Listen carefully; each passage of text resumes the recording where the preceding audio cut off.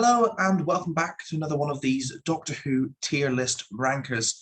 Now, we have done this video before, which is ranking all of the Doctor Who seasons from 1963 onwards, but there is more to be added now since the release of Flux in late last year. Some of my opinions have also obviously changed, and there's some things in like drastically different positions to when I did this video just over a year ago. So without further ado, let's get going, kicking off with Doctor Who Season 1, the William Hartnell era. I'm going to chuck this in average. I've got 6 tiers here. Exquisite, fantastic, decent, average, weak, and bad. Season 1 is perfectly fine. I rewatched it actually towards the tail end of last year. I think I have a slightly better appreciation of some of the stories now. I think An Unearthly Child is a great opener, not just the first part, which everyone loves, but also the next 3 parts are fantastic as well. And there's this real dark tone throughout those first, I think, 13 episodes. I'm still not a fan of the Daleks. It starts amazingly, but it just totally peters out into nothing. I like The Edge of Destruction. I like Marco Polo. It's a great story. I love The Reign of Terror. I think it's fantastic. And The Aztecs is amazing. It's a perfect, almost perfect story. In the middle of this season, when things were still not quite there, I think is the best way to put it. William Hartnell as the Doctor is great, but he's not quite where I love him yet. The TARDIS team dynamic is a little bit too confrontational, and it's nowhere near as fun as it would be. And Susan is just a weak character. There's a few stories in this season that drag it down. Keys and Magnus is a good idea, this idea of having 6 mini stories effectively. But when all of those stories are not that great, it's just 6 duds, really. And the Sensorites is not particularly good either. A lot of the stories feel too unnecessarily dragged out, and sometimes particularly the sci-fi episodes feel too serious in tone for what I particularly like from this show. Having said that, like I said, at the beginning of the series, there's like this really gritty feel for those first 13 episodes, and it's amazing, that tone. But then they just go into generic sci-fi tone. I have some issues with this season, but I think it is very enjoyable. I wouldn't put it above average. It could push into decent, but I wouldn't put it above average. A very solid start and beginning with some really great stories in there, but it kind of just sets the groundwork for season 2, which is fantastic. It's a toss-up between this and season 5 to what is the best season of the 60s. But essentially, what it comes down to for this season is I think all of the issues I have with season 1, it fixes. It fixes the TARDIS team dynamic. The Doctor is more fun. William Hartnell is amazing in this series. You know, he can do the dark for the series, for the stories that require it, the serious, but he can also be comedic and hilarious and just so unbelievably lovable. You have Ian and Barbara at their best all throughout this series. You have Vicky, who is an immediately superior version of Susan. There is no question in my mind about that. And Vicky's dynamic with the Doctor is amazing, and all those 4 together, they are phenomenal. And then there's just the stories. I think they learnt lessons about the pacing, and the stories feel much snappier, and they learned lessons about the tone, and we have much more lighthearted, and they just kind of do whatever they want. It's unbelievable that they're only in their 2nd season, because this show feels so confident and ambitious. Stories like Planet of the Giants and The Chase and The Space Museum and The Time Metal, they all just feel like they're just, you know, they understand the genre and they're just throwing ideas at you, and it's absolutely fantastic. The only disappointment in this season is The Web Planet, which is awful. But everything else, Planet of Giants, Dalek Invasion of Earth, The Rescue, The Romans, The Time Meddler, The Crusade, The Space Museum, you know, they're all absolutely delightful. I think Dalek Invasion of Earth is this massive, almost show-changing epic. And then on the other side of that, you've got things like The Chase, which is this bombastic, wacky, fun adventure. The Romans is my favourite William Hartnell story of them all. I think it is phenomenal. It's an absolute masterpiece. And it's the best historical story ever done, in terms of pure historicals anyway. And there's just so much fun to be had in this series, but it still has those more serious stories. The Crusade is much more in season 1 mode, but it's still having little bits of fun here and there. And I just really love this season. I think it's got so many good things. This is the one that I'm waiting for the Blu-ray edition to be released from, because it's nearly complete. We just need 2 episodes of the Crusades to be animated or found in the Middle East somewhere, and we would be good to go with this. It's just an amazing season. I love season 2. Season 3 is weaker than season 1. I will be ranking them within their tiers. Season 3, they had behind the scenes issues. There's like 3 or 4 showrunners. There's about 10 different companions. It's actually ridiculous. There's so many. You don't have more than 3 episodes on the spin, 3 stories on the spin. I mean, with the same TARDIS team. You know, we have Vicky and Stephen, and then we have Stephen and the Doctor and Katerina, and then the Doctor, Stephen and Sarah, and then there's the Doctor and Stephen on their own, and then there's the Doctor and Stephen and Dodo, and then there's just the Doctor and Dodo, and then there's the Doctor, Ben and Polly. It's exhausting because they're changing teams all the time, and it feels like you don't get any. You can't fall in love with any dynamic the same way that I did with Hartnell, with Ian, Barbara, and Vicky, because you don't get enough time with anyone. It also doesn't help that so many of these stories are missing. You're missing the visuals. Now, that doesn't always hurt a story, but I think if a story is weaker and it's not got visuals to go with it, then it's just failing on 2 levels, really. There are some amazing stories in here. I love the Dalek Master Plan with Feast of Stephen. I don't love that part, but the other 11 episodes of the Dalek Master Plan are phenomenal. You get things like the War Machines, which I love. I love the Ark and the Massacre. You know, and there's good stories all throughout this season, but then there's just stuff like the Celestial Toymaker is really bad. Galaxy 4, I'm not a fan of. I don't think the Mythmakers is particularly good. You get other stories like the Savages, which I just think are really hurt by losing the visuals on, because I think it's quite an action-based story, and then it's difficult to really translate that to just watching telesnaps. There's good points to season 3, and the Doctor is still great, but it's all a little bit tonally inconsistent. There's like really dark stories like the Massacre, immediately followed up by the Ark, which is light and fun and cheery, and you can tell that these are entirely different showrunners doing different things. And some stories like the Celestial Toymaker were just totally hijacked to the point where the writers didn't even want to claim credit for them anymore, because it had just gone so far from their original vision, because there was this fight over what Doctor Who should be. Should it be dark and serious and gritty, or should it be light and fun and silly? And I think while season 2 nailed the 2 tones together, season 3 kind of feels like tonal whiplash at times. Season 4, decent. A solid first outing for Patrick Troughton as the Doctor. Technically, the first 2 stories have William Hartnell.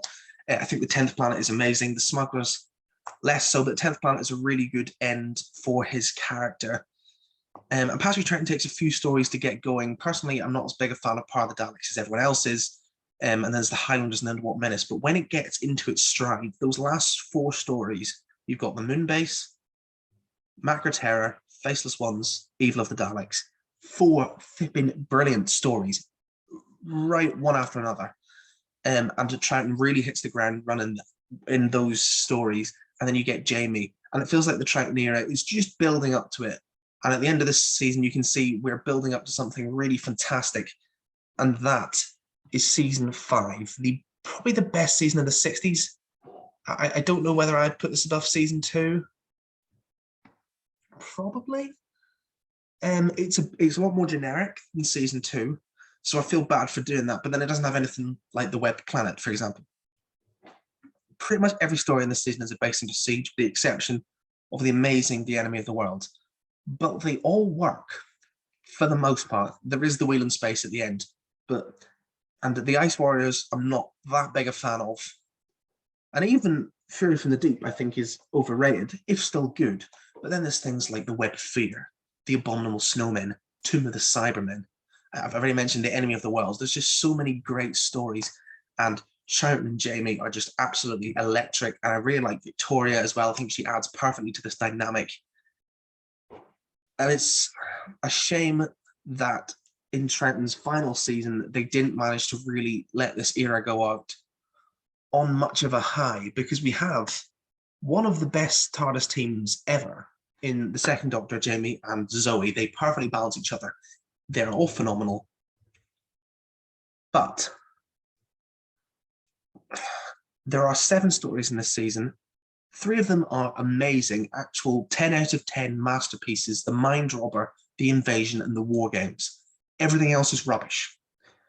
There's The Dominators, which is bland.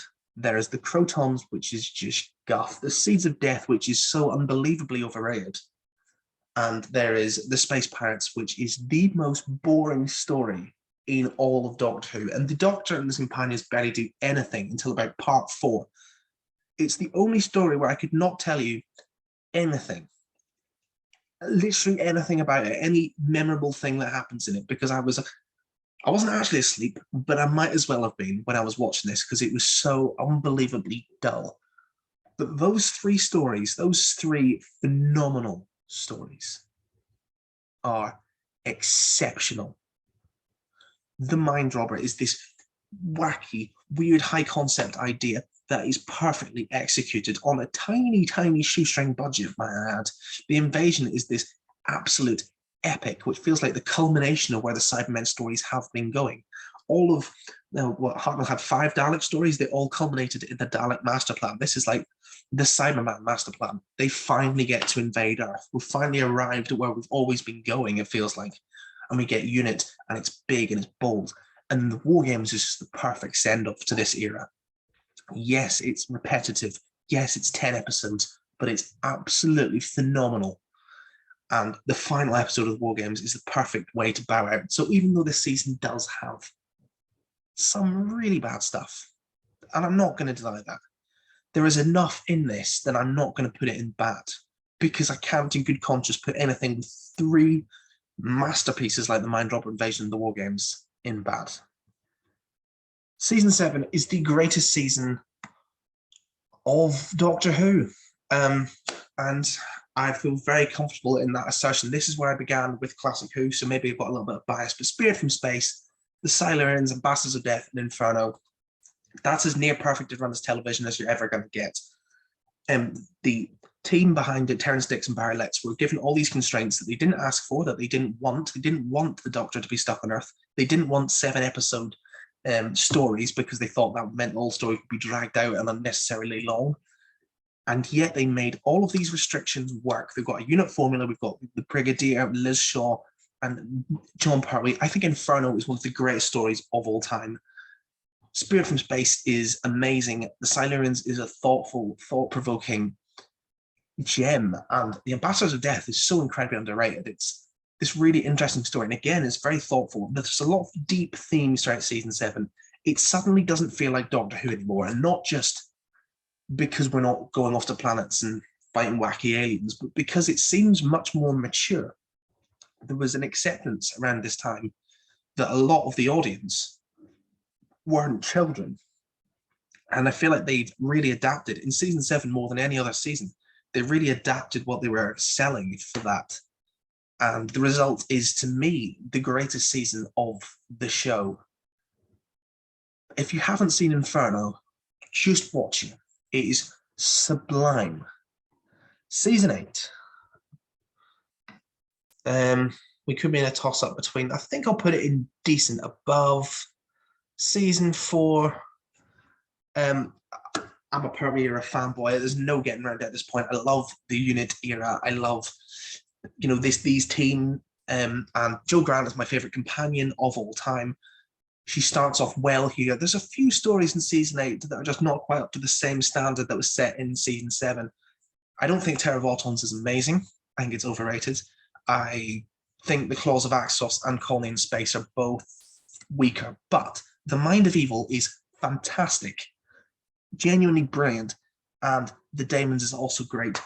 Every single story in this season features Roger Delgado as the Master. He is not just my favorite Master, but I think possibly my favorite villain performance ever. He is sublime in every single scene he is in. He steals it, even if he's playing it off against John Pertwee, Katie Manning, Nicholas Courtney, he steals every single scene. He is amazing.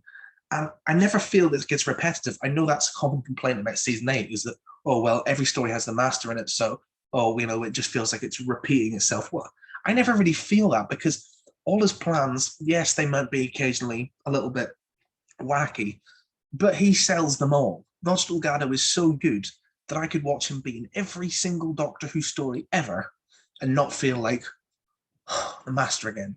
Because every time I see him, it's just like, yes, this guy is the master.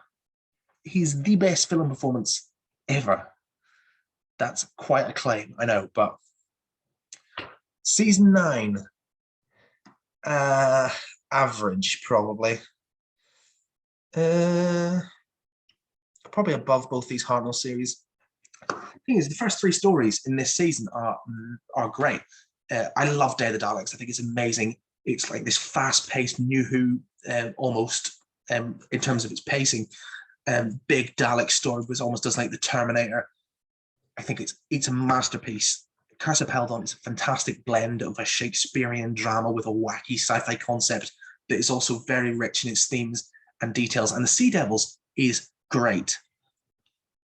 It would have been in the top couple of. It probably would have been an exquisite if it continued in that vein. But then there's the Mutants, which is the most boring story in the Pertwee era. And then there's the Time Monster, which is admittedly fun, but totally bonkers in a bad sense. There's bonkers in a great sense. There's mind dropper bonkers. And then there's just doing weird stuff, which isn't even good Time Monster level.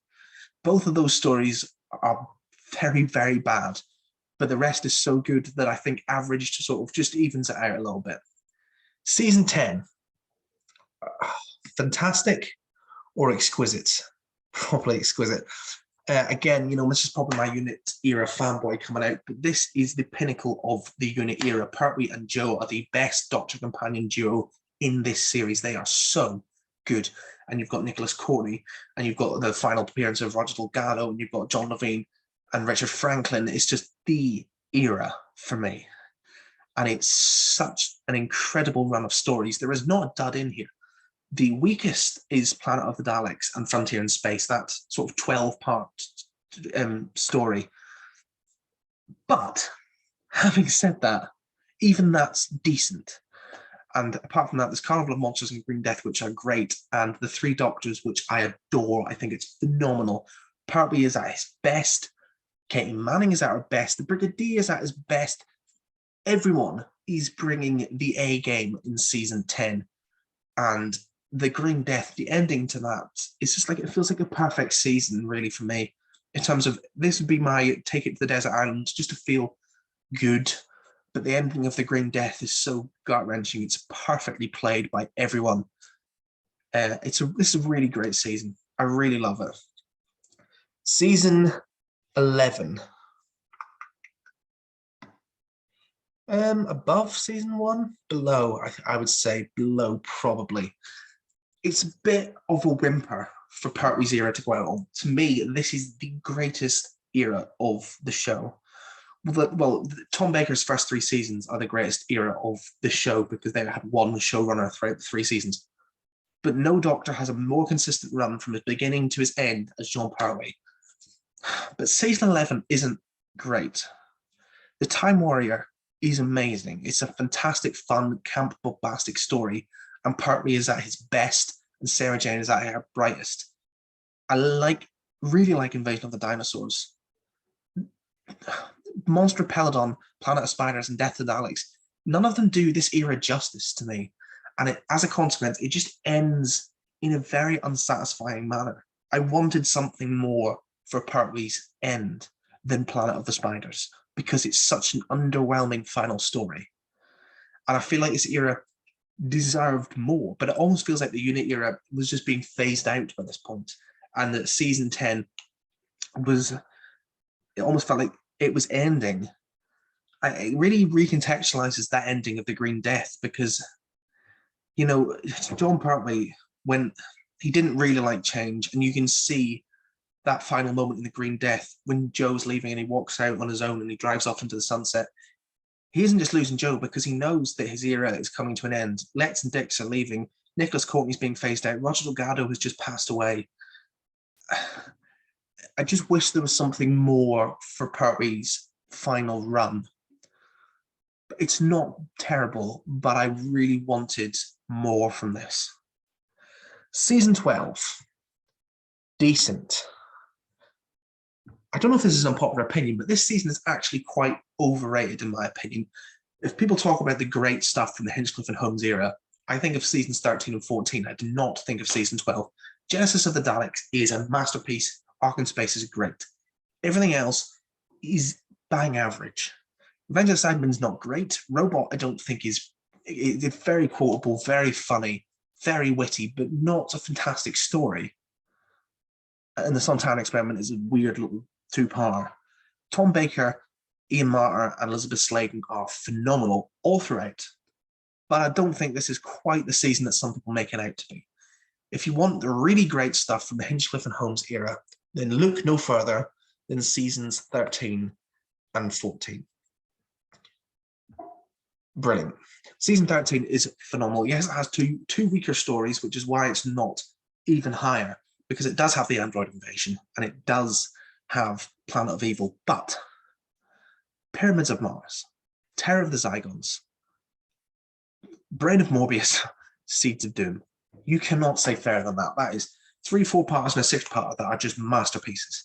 And everyone is on top of their game. You can see the seeds of the Gothica that season 14 would be defined by, but you've also got some of that just Doctor Who feel of season 12 remaining. Tom Baker's amazing, Elizabeth Sladen's amazing. There's so many great stories with fantastic villains. I mean, the Zygons, the Crinoids, Sutek, Morbius, these are like phenomenal A-grade villains. And what is most unbelievable at season 13 for me is that it's still not even the best season of the Hinchcliffe and Holmes era, because season 14, and I know this is definitely something that's changed since the last video, because I definitely put season 13 ahead, but I think season 14 is even better. Yes, it maybe has less out-and-out masterpieces than season 13, but it's so consistent. There is not one dud. Mask Mandragora is a average opening. After that, everything's great. Hand of Fear is fantastic. Face of Evil is fantastic. The Deadly Assassin is great. And man alive, Robots of Death and Talons of Wei Chang might just be two of my favorite stories ever. Robots of Death is just a stock Doctor Who sort of run around with killer robots. It shouldn't be as good as it is, but it's so phenomenally creepy. And Talons of Wei Chang is amazing. It's a gorgeously written story. The dialogue is so witty and well written. Yes, it has some bits that have aged worse, but I just love the tone of this season. I love the gothic elements that are sparks the whole way through it. Sarah Jane's exit in the Hand of Fear is so well done, and Leela is a phenomenal companion when she turns up. Tom Baker is maybe at his best throughout this season, but I'll say that again later on. But there's just so many good elements here. It's a great season. Unfortunately, season 7 to 14 for me are the glory years of Classic Who, but of Doctor Who in general. I think it doesn't really get any better than that run. Unfortunately, after this, things go a little bit awry. Isn't that harsh? Do you know what? I'm looking at this now and I'm saying season 6 in a week. And I'm thinking, no, I don't think there is a weak season in the first 14 seasons of Doctor Who. So I'm going to chuck you up here, because it's not on the same level as season 15. This is the point. One, that is not an image from season 15. So whoever does those images for Amazon needs to back up their ideas and get a proper image from season 15. Two, season 15 just drops the ball. It's still got two phenomenal stories, the Horror of Fang Rock and the Sunmakers, but everything else is bad. Image of the Fendal is so unbelievably overrated. It is just a rehash of previous cult stories done really, really badly with absolutely no atmosphere, nothing whatsoever that's scary or even remotely flipping interesting for either the Doctor or the Companion to do. If you look at a story like The Invisible Enemy, yes, it's fun, camp, and weird, but it's so terrible that it looks awful. And then you have those 512 stories. Underworld is dreadful, and everybody rightly goes on about it. And yes, there's some elements that just not aged well. Like the CSO is just absolutely appalling. But the Invasion of Time is utterly appalling. It's the worst story in Classic Who. 4 episodes have been kept in the dark, while the Doctor sort of had these machinations. We're supposed to think, oh, has the Doctor gone evil? But you know he's not, because it's the show, and you know it's all a play, and he's keeping Leela out of her own final story the whole time when he sort of fighting against these Scottish sellotape people, and then he just destroys them at the end of part 4 out of nowhere with no real explanation as to what's happened. And we get 2 episodes of the Sontarans chasing the Doctor around the TARDIS. And I was banging my head off I was watching it in my bed. I was actually banging my head off my bed because I was losing brain cells watching those last 2 episodes. And then it ends with a companion Leela leaving in a romance plot, like Susan would have left, and it would have felt natural. But Leela leaving in a romance plot with a character who she's not spent any time on screen with and has had absolutely no romantic build-up with. The worst, most insulting end imaginable. Sod this entire story. And if it wasn't for the phenomenal Horror Fang Rock, which is this beautiful gothic atmosphere piece, and the Sunmakers, which is this fantastic revolution story, then this would be the worst of Who for me. It still has Tom Baker and Louise Jameson, which is obviously playing in its favour, but man alive, did this series test my patience. Season 16 is better. Maybe the best of the certainly the most consistent of the Graham Williams era. The thing with season 16 is I put it in average, and it is literally the most average season imaginable. There is not one story in here that is terrible. The Armageddon Factor is not good, but there's not one story in here that's terrible. There's also not one story in here that's particularly good. There's not a story in here that I would feel like I would want to rewatch at any point, really. I like the Androids of Tara. It's good fun, but even that is not a masterpiece. It's not particularly great. And I think that's a real problem for this season, because so much of it is just entirely unmemorable. And it's a massive story arc, The Key to Time, which eventually leads to the Doctor just getting all the pieces together and going and handing it to the White Guardian. In fact, he doesn't even do that. He just gets all the pieces together and fixes the problem. And it goes nowhere. Absolutely. The whole season goes nowhere.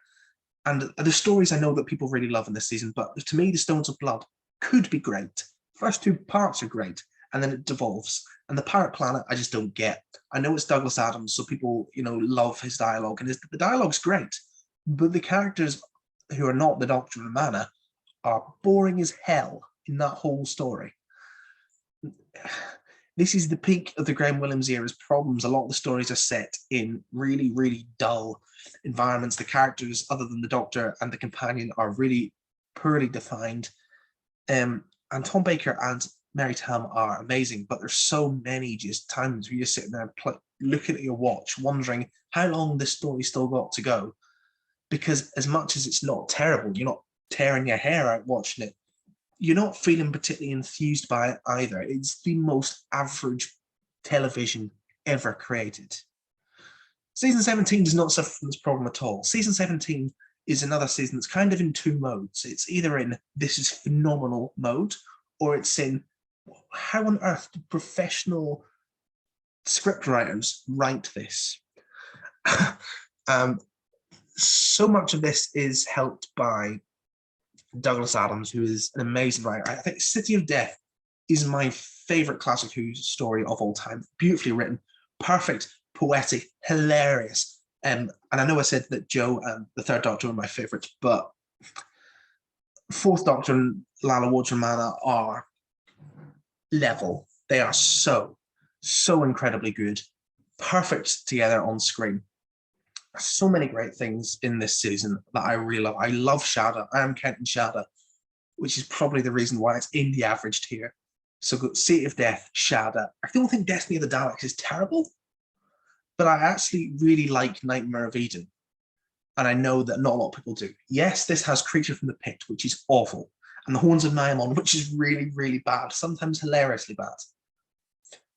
But the thing is, even in those stories, the Douglas Adams is the script editor, so he's dropping these jokes in. So it never feels like season 16 where I'm just like, oh, for the love of all, is this still going on? Even in those bad stories, there is funny bits because Douglas Adams is just genuinely hilarious. And Tom Baker, for me, is at his best in this season. He is so unbelievably funny and quotable and quippy and just totally in control of everything at the same time as all of this. I know season 17 gets a bad rap, but for me, as much as I felt like I had to defend putting season 15 in the weak column, for me, season 17, I have to defend putting it even as high as average because people hate this season. But I like Nightmare of Eden. I don't mind Destiny of the Daleks. Shadow's amazing and the City of Death is perfect. So I feel like there's enough in this season to justify me putting it in the average tier and actually above seasons that people actually quite like season 16 and season 6. Season 18, right, where do you go? In there again, just more average kind of stuff from the late Tom Baker era. This is a new era now. This is the John Nathan Turner era. It's a fine beginning. It has some really terrible stories. The Leisure Hive is awful. Meglos is not good.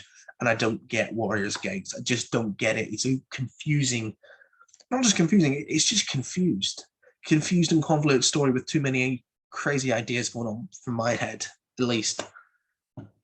I don't like Logopolis all that much. I like the tone and I like Tom's performance, but I feel like it's an underwhelming end for his Doctor because he dies surrounded by a bunch of people who he doesn't even know. And this is the guy who's had the best companions. I mean, like, Harry Sullivan, Sarah Jane Smith, Leela, Mary Towns First Amana, Lala Ward Second Amana, and he dies surrounded by Adric, Nissa, and Tegan, who he's literally just met. That is disappointing to me. But there is some really good stuff in here. State of Decay is amazing. Terrence Dicks nails that story. The tone is very sort of like season 14 gothic tone. And yes, it's out of place in this season, but I don't care because it's just so good. Full Circle's fantastic. I really like the new musical arrangement, not the new theme, admittedly. And the idea of taking Dudley Simpson out of Doctor Who is not one that I would have supported back in the time, I'm sure. But the new themes are actually great for pretty much all the episodes. The electronic music. Unfortunately, so many of these changes get brought in. Tom's Doctor feels out of place. Now, first of all, John Nathan Turner told Tom Baker to tone it down.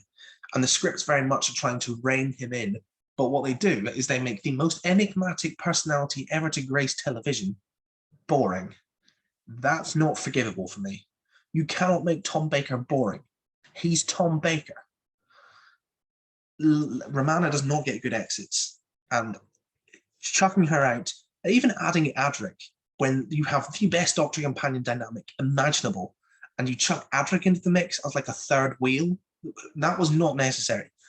There is a lot of good in this season, but there's so many things that I feel like just were unnecessary. They're almost like they were trying to stick it to Tom Baker and to the old era and try and revolutionize everything.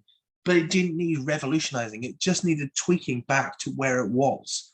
And as a result, I like the fact that they trial all these new things, but they kind of ruin a lot of the old things in the process.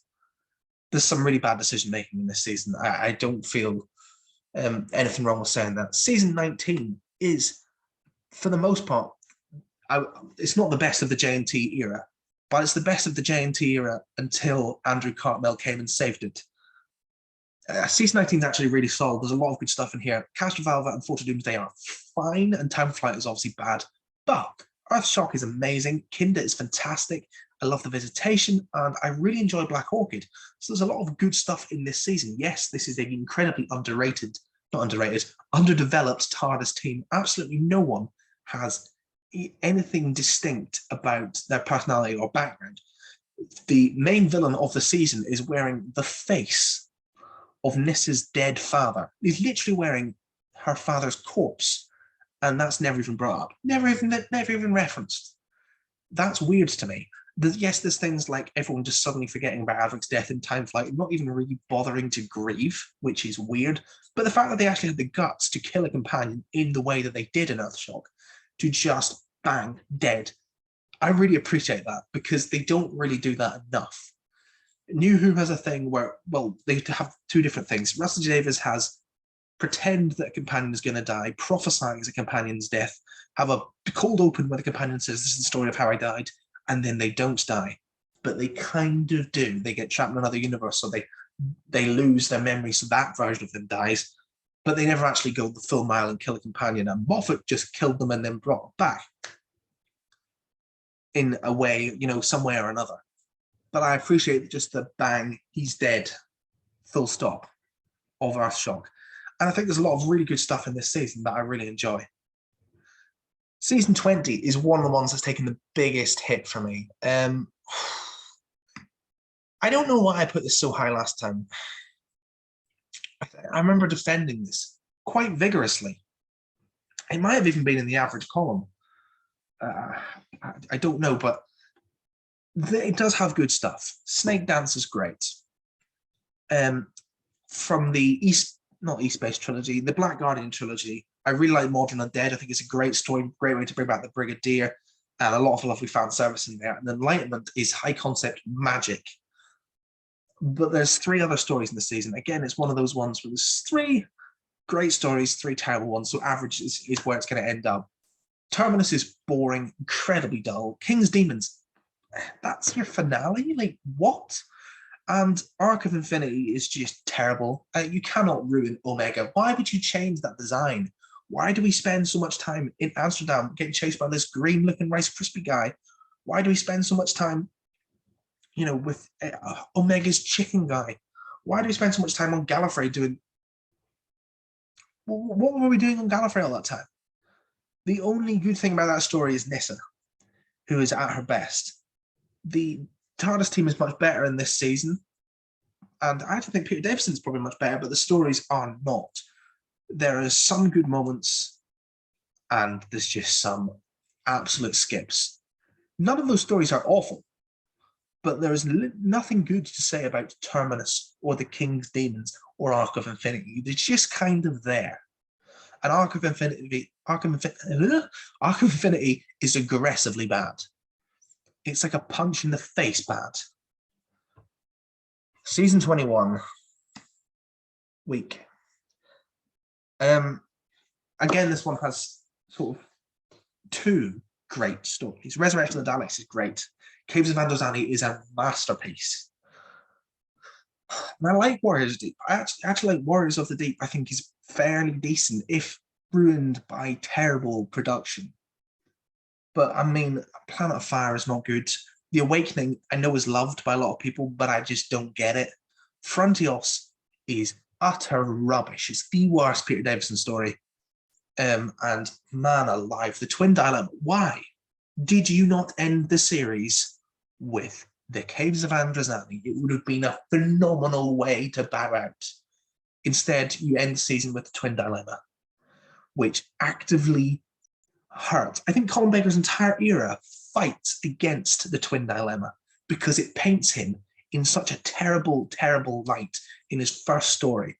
And it deliberately goes, this guy is horrible, this guy is cowardly, this guy is awful, but he's the Doctor whether you like it or not. That's the last lines of the season. It's a terrible message to send. You cannot challenge your audience like that, especially in the 80s when Doctor Who's ratings were starting to take a hit. It's like, it's suicide. And it basically was the suicide of Classic Who. The Twin Dilemma is awful. And also the whole season, Peter Davison deserves, to me, something better for his last season. The stories start to become from, you know, at the start it was most stories are good and a couple of them will be weaker. It turns into most stories are bad and you get a couple of good ones. And it's a shame, but for me, the JNT era is just getting progressively worse at this point. Season 22, bad. This hasn't changed from last time. A lot of people love this. There's a huge revisionist movement around season 22, where a lot of people think it's phenomenal. They think it's one of their favorite seasons of Who. And I can see the point. But to me, there is two huge reasons that this does not work. Three. One, the Dr. Perry relationship is not good. They have no chemistry, and they're much better on Big Finish, admittedly, but they don't really have any chemistry. And because Perry is quite timid and the Doctor is quite brash and arrogant and almost aggressive, their fun bickering that JNT loved doesn't come across as fun bickering. It almost comes across like an abusive relationship. So that's issue one. Issue two is we changed the format of kind of New Who, where we go for, instead of all these like 25-minute 4-part stories, we go for 2 45-minute episodes. But they never change the pacing. So what happens is you get entire 45-minute episodes where the Doctor and co don't even turn up in the story till about 25 minutes in.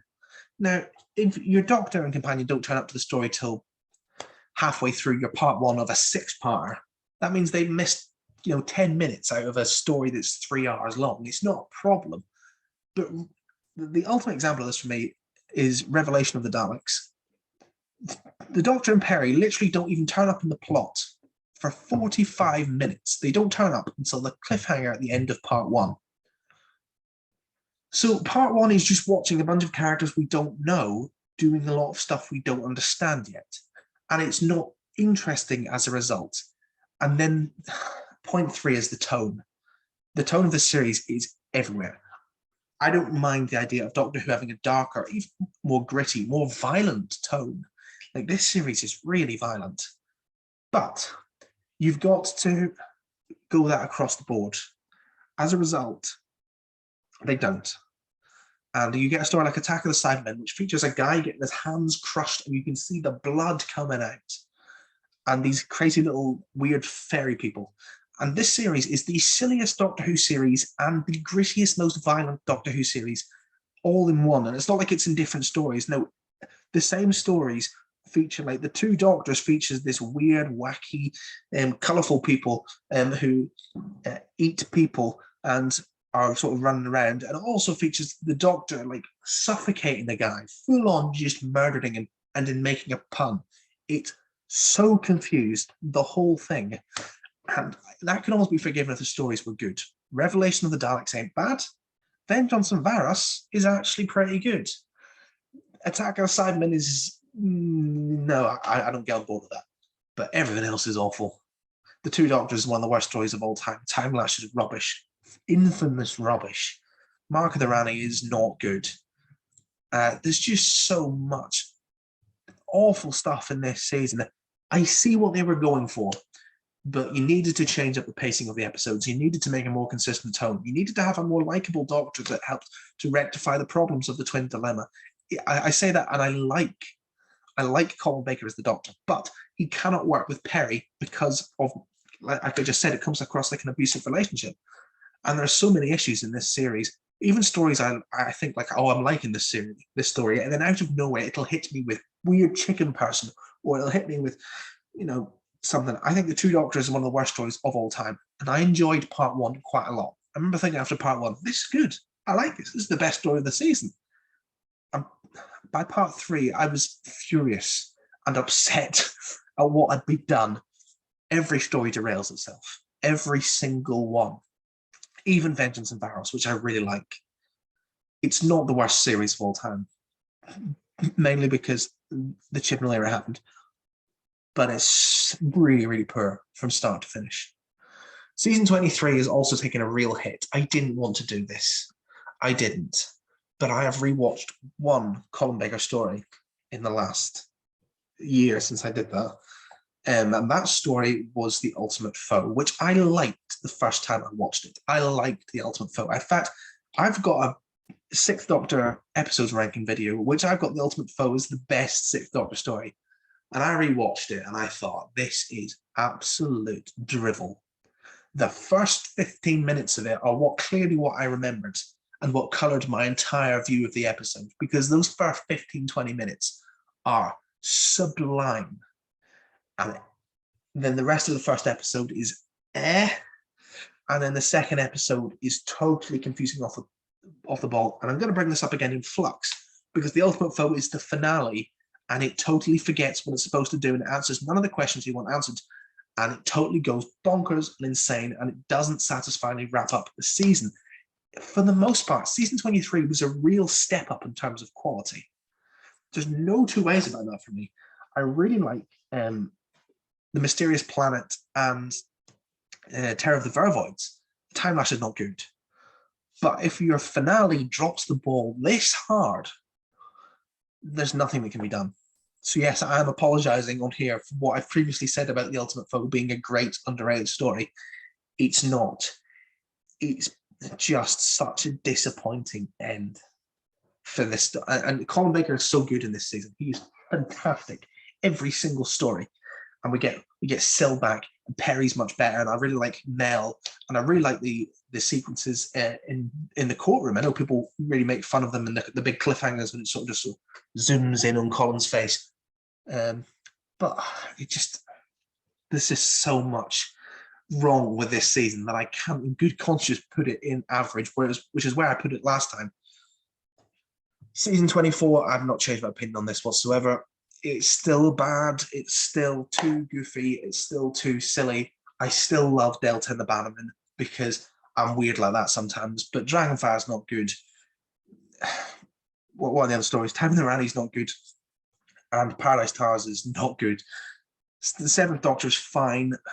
Mel doesn't really work. And I don't really think his era really gets going until Ace shows up. Because at this point, you can see that this was an incredibly positive video at the beginning, and it's just become much more negative in recent times. This is the JNT era in a nutshell for me. But for Sylvester McCoy's era, they brought in Andrew Cartmel as the script editor, and they brought in a lot of new writers. They brought in a lot of new blood, and they decided to change the tone. And the irony is, Classic Who is already dead. It was doomed by this point. After seasons 22, 23, and 24, it's doomed. But seasons 25 and 26 are not only fantastic, they are, to me, two of the best seasons just of TV. Certainly not of Classic Who. They are up there with the best. Season 25, I'm torn between fantastic and decent. Do you know what? I'm just going to go to it. I don't like the Silver Nemesis. I've got to say, I don't like Silver Nemesis. But Remembrance of the Daleks is fantastic. It's such an amazing story. My favorite Dalek story ever. One of my favorite stories ever. I love the Happiness Patrol. I think it's great and totally underrated. And The Greatest Show in the Galaxy is also a really brilliant story that does a lot of great stuff with its characters all the way through. Sylvester McCoy is amazing. He's so manipulative and Machiavellian the whole way through, and I love that about his Doctor. Ace is amazing. But all of these elements just come together absolutely perfectly when we talk about season 26. Now, again, season 26 has one story that I don't like. It's called Ghostlight, which I don't really enjoy. I think it's a weird story. But I love Battlefield. I absolutely adore Battlefield. And The Curse of Fenric is a masterpiece. And I enjoy Survival a good bit as well. I think it's a fantastic final story. The Seventh Doctor is at its best. Ace is at her best. This is the best evaluation of a companion we've ever had. Even New Who, which is much more companion focused, has never had a set of stories that are as focused around the companion as these sort of final four stories.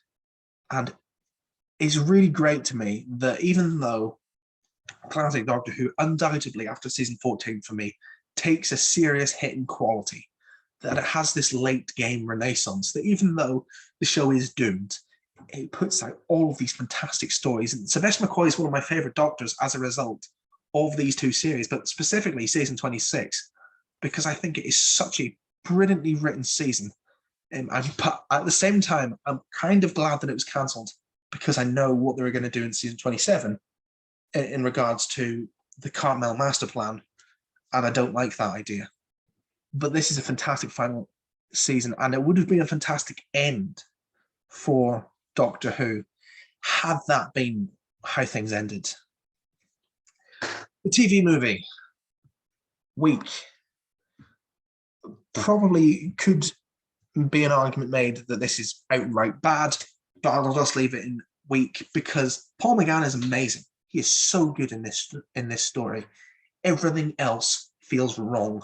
An Americanized tone, kissing. Eric Roberts as the master is repulsive. So many problems. A story that, like, honestly, I'm all here for confusing Doctor Who. I'm all here for it. I love the Moffat era. I love the confusing timey-wimey stuff. I'm never confused by any of it. When I'm confused about it when I'm watching it, but when I look back, I can always understand what was going on. I still don't know what happens in the TV movie. The end of this film is an absolute pile of nonsense. Total wacky nonsense. There are good stuff in this film. I love this console for the TARDIS.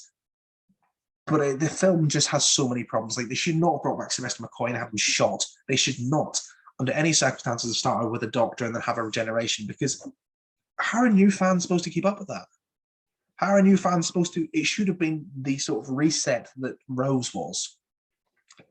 The only good thing in that regard is that I think revived Doctor Who didn't make the same mistakes, because the TV movie made the mistakes and people recognized that what those things that were done were completely insane and should never have been done. It's a weird one. Paul McGann is great. I don't know if I should put it in weak or bad, and I know there's a lot of revisionists now, much like season 22, that say, oh, no, the TV movie is a great, underrated story, but I can't get on board with it. I just don't enjoy the tone and the feel of the whole thing. And some of the storytelling is just mind-bogglingly bad. There's a reason it didn't get off the floor as a full reboot. And the reason is everything except Paul McGann. Series 1 is decent. Here comes your controversial pick, probably behind season 8. Series 1 gets a lot of love, and I enjoy it as well. I really do. I think it's fantastic, a really, really great season. But it does have stories that I don't enjoy as much. I think the long game is poor. I don't really like Aliens of London World War 3. I think Boomtown is just blatant filler. I do enjoy it well enough. And the finale, Parting of the Ways, is amazing, but Bad Wolf is not a particularly great first part to that. Having said that, this has Rose, the Unquiet Dead, Dalek, the Empty Child, the Doctor Dances, the Parting of the Ways. This has so many good things. Most of all, it has Christopher Eccleston, and it brings in Murray Gold's music, which I love, and which, even though Series 1 is certainly not his strongest, I just want to mention it here. He is the best thing about all of Doctor Who. He is fantastic throughout. So many good things in Series 1. They do so many great moments. Bad Wolf, as an arc, is not the best, but it's certainly entertaining, and it leads to this brilliant finale. The Ninth Doctor's character arc is the real gem here, from where he was at in Rose to where he ends up, with the coward or killer, coward any day, final moments in the Parting of the Ways. It's absolutely perfect. Series 1 may be overrated in my eyes. I don't rank it, but like among the best series of New Who, but it's certainly incredibly well thought out and just really, really well written throughout the whole way through. There's campy elements that I don't enjoy as much, but that's just Doctor Who preferences, I think. And that's not an element of the show that I enjoy as much, but there was a lot of good stuff here. Really was a lot of good stuff here. Series 2. Where to put you? I would say probably there. No. There? Yeah. See, above season. I always am a little bit harsh on season 2, but series 2, sorry. When you look at it, it does have some really great stories. It does have the Impossible Planet, Satan Pit. It does have School Reunion, and it does have The Girl in the Fireplace, which I love deeply. But at the same time, it does have some things that I don't enjoy as much. It does have The Idiot's Lantern, it does have New Earth, Love and Monsters, Fear Her, and it does, and this is probably the biggest detracting factor, have Rose with Tenant. I have an entire video on this. I just don't get it. I love Rose for Christopher Eccleston. I think she's fantastic. The second David Tennant turns up on screen, Both characters are worse just by the presence of the other. This is the weakest that Tennant's Doctor ever was. He only gets to shine when he's away from Rose, when he's with Sarah Jane, when he's with Madame de Pompadour, when he's with Ida Scott in The Impossible Planet Satan Pit. He only really gets to shine in those moments. And in so many stories, those two characters, Doctor and Rose, are annoying. In fact, in every single story, even stories I love, Rose gets on my nerves. And that hurts the story because that hurts this entire series, I think. Because it's not terrible. I mean, it's got 4 bad episodes. So what? So does, other stuff up here. But I can't, in good conscience, give anything a pass because I really dislike the Doctor-companion relationship in a way probably that I've never disliked any of them before. Even ones that I'm not a fan of, I'm just like, yeah, it's fine. But this actively peeves me off. It's so incredibly frustrating. Like I said, I've got a video on it. Go watch that. Series 3. Great. If it's possible for a Russell T Davies series to be underrated, this is it. Even though the Russell T Davies era gets so much praise, Series 3 always is just like it gets no love. Well, not no love, but compared to the others, I think it's even better than Series 1.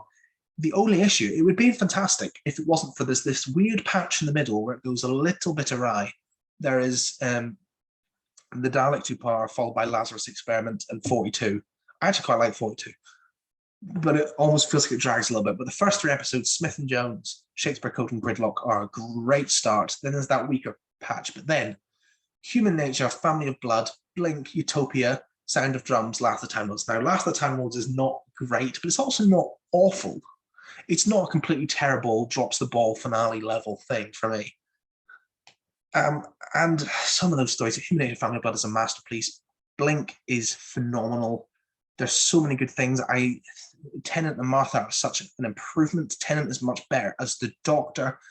The only thing that gets in my wick there is that he's still in lovesick puppy kind of mode, being like, oh, Rose, I'm so depressed. That grates on me a little bit, and he doesn't treat Martha seriously, but Martha is superior in every regard to Rose. She's a fantastic companion who's totally underrated and gets great stuff to do in this series. She saves the Doctor more than the Doctor saves her. She's almost the hero of the show at this point. It's just absolutely great. But it does still have, I still have to do some hang-ups about it. I may not be the Russell Davies era fanboy that I would say 99% of people who do Doctor Who stuff on YouTube are, but I can't deny that Series 4 is phenomenal. I just can't. It would be wrong of me to not put this. The quality in Series 4 is phenomenal. There's not a bad story in it. The weakest story is probably The Doctor's Daughter, but even that's enjoyable. Maybe the most objectively least interesting story is Partners in Crime, but that's still fun. And every single story has something to not just like, but something to love. And then the final run of stories, Silence in the Library, Forest of the Dead, is a phenomenal dark 2-part, which perfectly sets up the Moffat era. And then you get Midnight, which is just such a perfect, maybe Russell T Davies' best script. So well written, so intense. The atmosphere is, you can actually feel your heart racing the whole way through it. It's incredibly well written. Turn Left, which is just this brilliant dark timeline, which also has these really mature themes, and then Stolen Earth and Journey's End, which is like this Avengers level crossover on a BBC budget with Torchwood and Sarah Jane Adventures and Doctor Who all colliding in, and all these characters from the past and the present all coming in together, and it is delightful. And it's just a fantastic series. It's not my favorite series of the show, but Tennant and Tate, I had issues with the Doctor and Rose. I had issues with the Doctor and Martha because I thought that he didn't treat Martha with enough respect simply because she wasn't Rose. But this dynamic is just so good. Cut the romantic crap out completely. I hated that stuff, so I'm really glad that's gone. And just have these two people who are just love being each other's company. They just have so much fun, but they also clash constantly. They're also constantly put in horrifying situations. And like I said, there's just so many strong stories. I haven't even began to mention things like Planet of the Ood, and The Fires of Pompeii is so incredibly underrated. I really like the Sontan Chapara. Unicorn the Wasp is good fun as well. It's a brilliant series. I did put the Tenant specials in here, which is a shame because I've realized that I was talking a lot of good things about Russell Davies' era, which I'm now going to have to immediately go back on. I don't know where to put you. There's only one story that I love in the Tenant specials. That's Waters of Mars. It's amazing. It's a fantastic base on the siege story. Anyway, if you add the Time Lord Victorious stuff, it's just next level. The End of Time Part 2 is quite good. The End of Time Part 1 is awful. The Next Doctor is not good. It's the weakest Christmas special, in my opinion. And what's the other one? Planet of the Dead. That says a lot. Planet of the Dead is incredibly forgettable. So as much as this does have Waters of Mars, which is fantastic, and does have End of Time Part 2, which is great, I can't in good conscience put it higher than the average column. It's not the best way for a Tenant era to bow out. I loved his Doctor in Series 4. I don't love his Doctor in the specials all that much. I think he's great until the End of Time, and then his character's kind of ruined, even though not ruined entirely, not retroactively destroyed, but David Tennant is still giving phenomenal performance, and that honestly is probably what keeps us out of a week. Tennant is immense throughout all of these specials. He puts in some great stuff, and the acting from kind of everyone, Lindsay Duncan and Bernard Cribbins, throughout these entire run of specials is great. But there's still too many stories that are weak for me to, in good conscience, put it any higher than this. Series 5. I'm the man who once made a video called Doctor Who Series 5 is a perfect series. So I think that says everything. Matt Smith and Karen Gillan and Arthur Darvill are phenomenal. Every single episode is great. I do not have a single dud in here. Victor of the Daleks is maybe the weakest, but even the other stories that regularly get slacked off. I love Vampires of Venice. I love The Beast Below. And then there's the masterpieces that everyone talks about. There's the 11th Hour, there's Amy's Choice, there's Vincent and the Doctor, there's the finale, there's the Weeping Angels 2-parter. The arc is absolutely perfect. The music is absolutely perfect. The fairy tale mood is absolutely perfect. I love this. It's not quite as good as season 7 in terms of quality, but this is easily the best series, not season, series of the show. And I could watch this forever on loop and I would not get bored. I adore this series. It's beautiful and it's poetic and it's fairy tale and magical, and I just adore every single minute of it. It's lovely to be able to say nice things about things. Series 6 is fantastic. I grew up on the Matt Smith era, so I do have a certain level of bias, but I know people hate the arc. Fair enough. If you don't get on board with Let's Kill Hitler and Wedding River Song, I don't agree. I think they're both good. The Wedding River Song is a bit messy. Let's Kill Hitler is also a bit messy, but they're both good enough. But the quality of the stories in this season, Impossible Astronaut, Day of the Moon, The Doctor's Wife is perfect.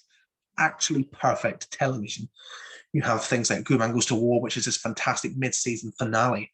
You have The God Complex, which is one of the most interesting stories ever. And you have The Girl Who Waited, which is a fantastic script from Tom McRae, perfectly delivered by Arthur Darvill and Karen Gillan. The dynamic of Matt Smith with Amy and Rory is just absolutely perfect throughout this entire series. I like the arc. It's ambitious. It pushes the show to its absolute limits. And I have so many fond memories of this series growing up. This was like the pinnacle of me being a Doctor Who fan at this point. And as much as there are some episodes that have not aged well, I do not like Closing Time, and the Rebel Flesh part is not great. I still love this series. I still think it's fantastic. It looks amazing. It just suddenly it looks like we've got new directors. We have a bigger budget because suddenly America's interested. So there's so much more money for the show, and it just looks incredible from start to finish. I really love Series 6. Really, really do. Series 7. This is also taking a serious hit.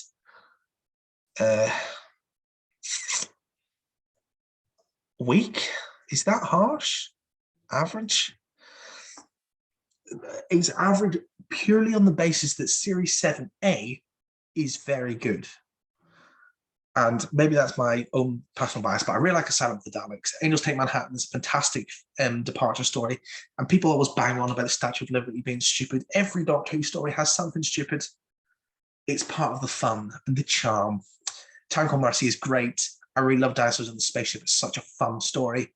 Part 3 is not amazing, but those first 5 episodes really keep this in average, because Series 7B is utter rubbish. Easily the weakest thing done in the early 10 series of this show, of the revival, because I really love Cold War, and I really love Name of the Doctor as a finale as well. I think it's really great. But everything else is rubbish. I mean, Hyde and Bells of St. John are fine. But Rings of Acton is not good. Crimson Horror is not good. Journey to the Centre of the TARDIS is outright rubbish. And Nightmare in Silver is war. Well, until The Timeless Children happened, I would have said the worst Doctor Who story ever. It is actually difficult to watch. It's painful viewing throughout the whole way through. Series 7B would be weak, maybe even bad. But the stuff in the first 5 episodes with Amy and Rory is good enough to elevate the whole series. And I don't mind Clara in the second half of Series 7, but she is not a character. She is a plot point, and she does not have enough characterization for her to be remotely interesting. Which is funny, because she ends up, by the end of Series 9, to me being the most developed companion we've ever had. But in Series 7, it's like no work was done in that department, and she almost had no personality beyond being kind of funny and bouncy. That was kind of it. Series 8, I've changed my mind. Behind Season 2, I would say it would be fair. Hold on, I need to change this. I put that at the total wrong end. I think Series 8 is Peter Capaldi's best series. And I've changed because then last time I had Series 9 actually in the exquisite column, but it's going to also go in fantastic. It's pretty much on a par with Series 8. I'll explain this. Series 8, I just think has so many great stories. It's got so many adventurous turns. Like, yes, I don't like everything it does. In the First of the Night is boring, Kilman's terrible, but everything else is really great. I love Capaldi as the Doctor. I love Clara.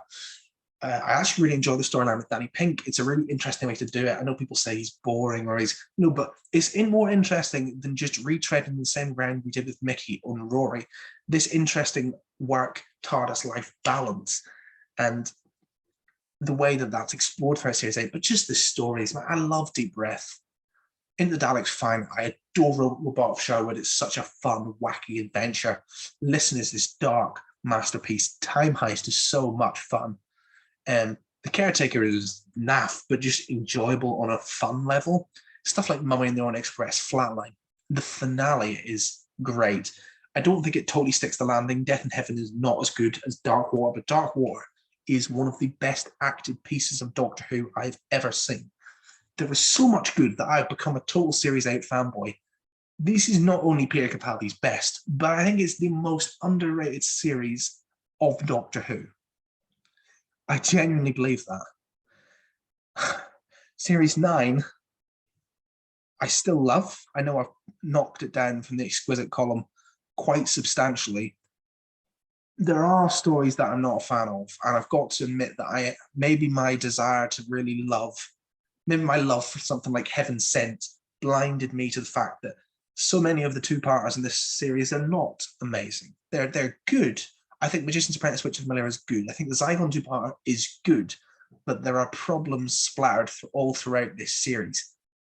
It's very Marmite, this series. I appreciate that because I think it's the most adventurous the show's ever been in terms of everything, really. Not just in terms of direction, it does things it's never done. In terms of acting, it does things it's never really done before.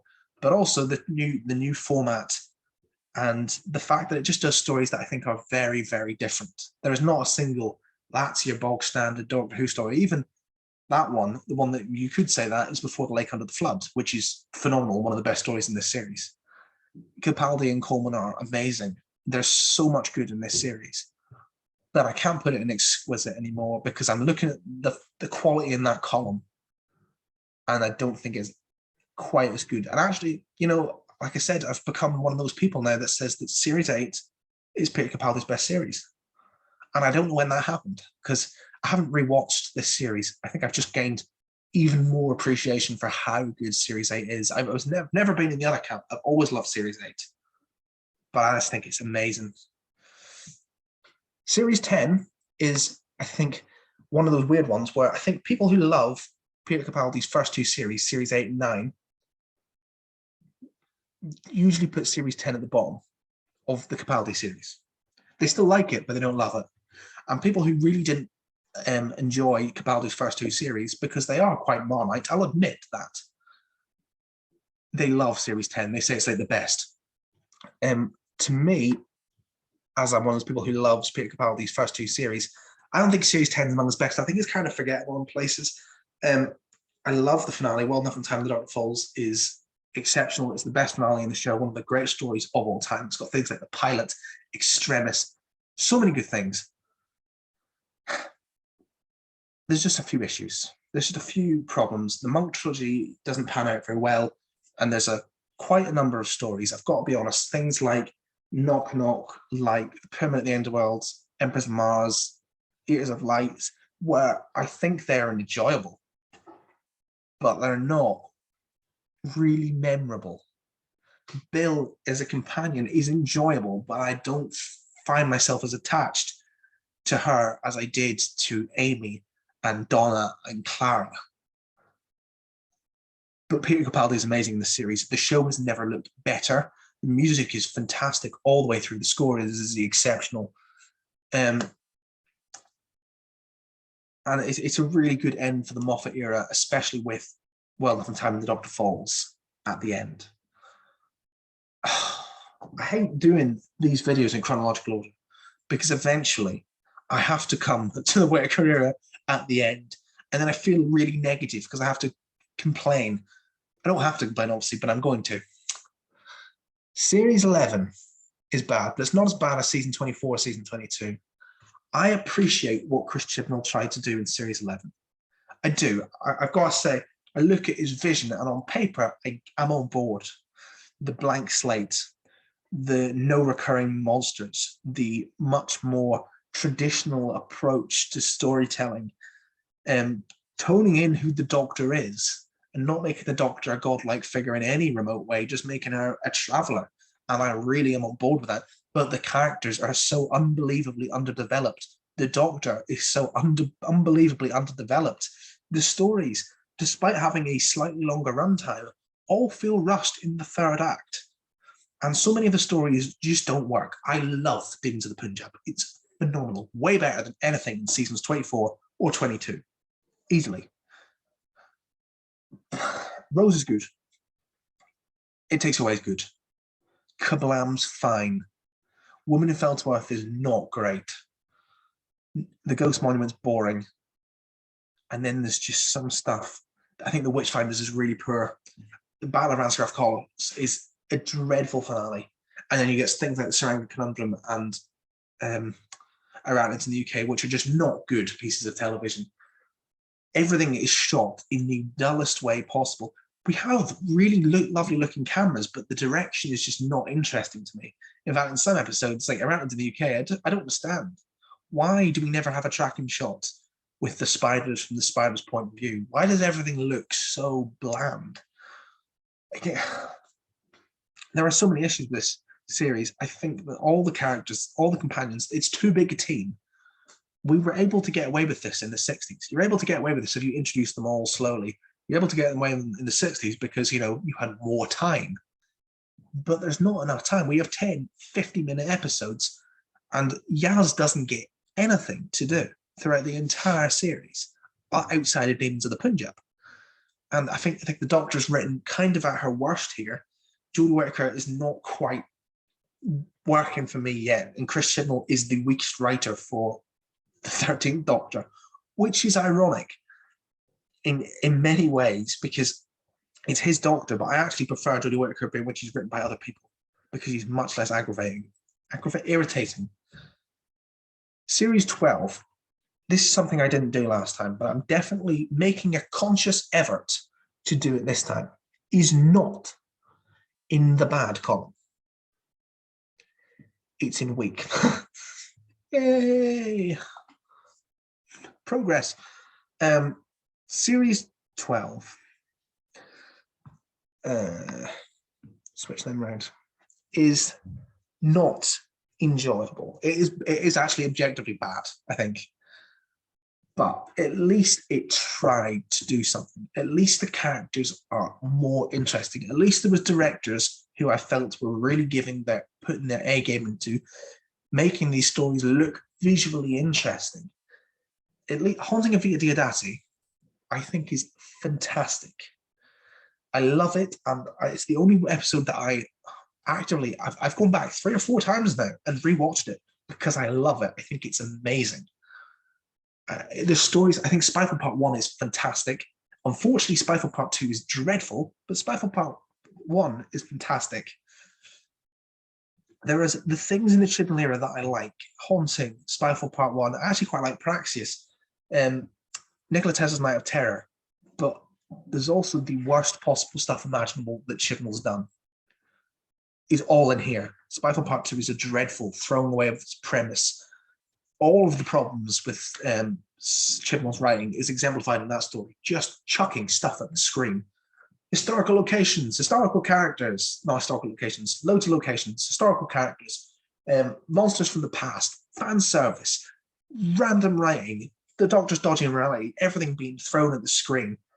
The redestruction of Gallifrey is a crime. The Timeless Child is a crime. I don't like the Fugitive Doctor. I don't like the idea of the Fugitive Doctor.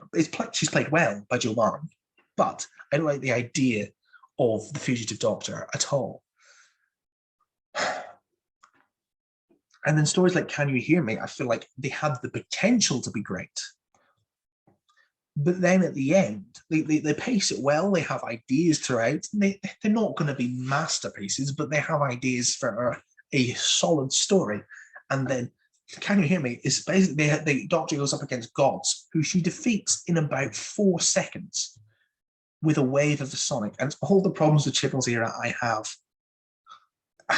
I'm actually looking at it now thinking it should be in the bad column.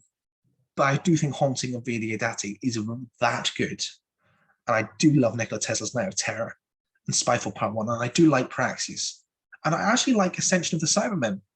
I just hate The Timeless Children more than any other piece of television that I've ever watched. And not just for the Timeless Child stuff. The actual story is appalling. It's boring. And it throws all of the ideas the whole series in setting up down the flipping toilet. No, I'm not. I'm going to keep it in weak. I'm going to restrain myself from being angry. This is what I made this whole video for. The last, probably, I don't know, an hour and a half, probably, no doubt, is just been leading up to me talking about Flux. For 4 episodes, I thought that Chibnall, whilst I wasn't enamored, I thought that Chibnall might have actually given me a series that I thought was at the very least worthy of being chucked in an average tier. Because Halloween Apocalypse was fine. It's not good. It's basically an extended trailer for the rest of the series, and it's wonky and it's all over the place. But it's fun enough. War of the Sontarans and Village of Angels were both great. They weren't amazing, but they were both great. And they were great when they were focused on their own individual stories, and both of them slowed up when they were focused on the series narrative. Once Upon a Time was awful.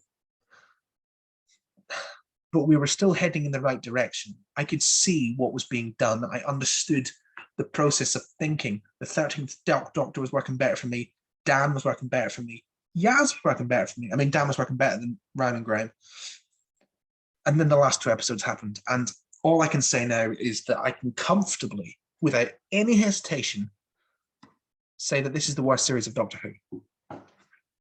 And even looking back, I'm baffled. The 13th Doctor is great for a couple of stories, but there's still so many issues with her writing, with her development, and with, the key jangling and constant, who am I crap that's constantly being dangled in front of the audience's face. Yaz, I saw a fantastic quote about Yaz where they said, Yaz is amazing in that one moment in every episode when they point out how amazing Yaz is. They have a scene where it's like, oh, look how good Yaz is here. And in every other scene, she falls into the background and is totally uninteresting. Yasmin Khan is the longest standing companion we have ever had in Doctor Who. And I still don't know who the hell she is. Nothing. And Dan, War of the Sontarans sold me so hard on this guy. I thought this was fantastic. And then it's like, oh, we've had our companion set piece episode, because War of the Sontarans is Dan's episode, really. Yaz is totally out of the picture. Dan is bopping Sontarans on the head, being hilarious. And then they just forget that he's even there, and he just falls into being stupid in the background zone. And then there's there's like a million different plot threads, and there's all these different characters, and actually so many of them don't even play a part in the finale, or they don't need to. This whole series would work without well, it probably would have worked without Jericho and Claire, but I love Jericho, so don't take him out. But it would have worked without Jericho and Claire. It would have worked certainly without Belle and Vinder, who we spend so much time with and are of absolutely no point whatsoever. It would have worked without Kate Stewart. It would have worked without the Grand Serpent, that's his name. All of these characters were played very well. The mole guy as well. They're all fun, and there's enough stuff. But this is like 13 episodes worth of content crammed into 6, and in those last 2 parts, they are just throwing stuff at you. Survivors of the Flux is awful. It retroactively makes Unit's entire history all about, whatever the hell they make it all about. Being some part of some evil scheme from the very beginning. And they take out the Brigadier's involvement in setting up Unit, which is really annoying to me as a classic fan, a huge Unit era fan. So the Survivors of the Flux just killed this for me. It was a dreadful story that just banged on at you about lore and about different points. And the vision is pretentious and it's a stupid idea. And Swarm and Azure were poor villains who were played very well, but they had absolutely nothing to work with whatsoever. The whole thing became stupid. And I remember by the end of Survivors of the Flux, just thinking, well, that's a long period of my life. That's 6 weeks of my life of enjoying this that I'm never going to get back. Because episode 1 was not great, but I was still excited for episode 2 because we were getting some Sontarans. So episode 2 was great, so I was excited.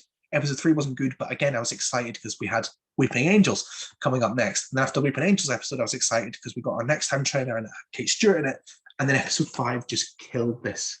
It was so unbelievably bad and pointless. This is a 6-episode series, and we spend like 30 minutes setting up Unit and Grand Serpent and Kate Stewart, which is entirely pointless because it doesn't really factor into anything. The Sontarans could just invade. It's not necessary to set us all up. And Dan, Yaz, and Jericho just go around the earth collecting lots of stuff for a date, and none of it matters anyway. And then they leave a massive message for Carbonista, which he can't flipping see. So what was the point in all of it? And actually, it was weird. In the Vanquishers, I just laughed. I laughed when it finished. And in a way that I was very aware that it was terrible, but I couldn't even bring myself to care. What was the point in this whole series? Why did we not just get 6 mini stories? Because in the stories where we actually just focus on the one plot point of the week, the Weeping Angel plot, the Sontaran plot, they are the best bits of this series. And when we are doing arc stuff, when we're having to deal with them, with the Flux, with Swarm and Azure, and with the 50 million villains, and the 50 million side characters, and 50 million subplots, this whole thing becomes exhausting, overstuffed nonsense. And it's so disappointing to me that I have to do this whole video and end with this. But there is hope. There is the Russell T Davies second era. I say this as someone who's not a massive, like, not a huge Russell Davies fan, but there's Series 2 there, Series 3 and Series 1. I would accept them to resurrect John Nathan Turner to bring this show back to just bland mediocrity if it meant that I didn't have to watch this show get put through the blender every single week. And do you know what's frustrating is I still care. I know I said by the end of Flux I didn't care. And I actually feel like kind of deflated, but I still do because I look at the trailer and I watched the trailer for Flux and I thought, this looks great. Chibnall's finally going to give us something half decent. But no. Every single time I get excited because the trailers look good or because they're going to do good stuff or because, you know, I hear the leaks and I think, oh, that's a good idea. That's a good idea. That's a good idea. I can't wait to see what they do with this returning monster. And it's still awful. I cannot wait. Cannot wait for this era to be done. I think the Sea Devil special will be good. I think the Centenary special will probably be everything I hate about the Chibnall era. I'm just imagining at this point that he's going to throw a load of references, a load of villains, a load of stuff into a regeneration story where I just want, you know, to care about the Doctor who's regenerating, but I still don't care about Jodie Whittaker. She's put in good performances consistently, actually, in the last couple of seasons, solid performances, but the writing is still so terrible that it doesn't matter. It doesn't matter what she does. It doesn't matter what Matt Gill does or John Bishop does. Nothing can save this dumpster fire, except maybe Russell T Davies. So that's my video. Please feel free to tell me what you think in the comments down below. If you've managed to survive this incredibly long video, which is supposed to be about half the length of what it is now. Thank you very much. Please subscribe and all the good stuff. Yeah, I'm keeping that in.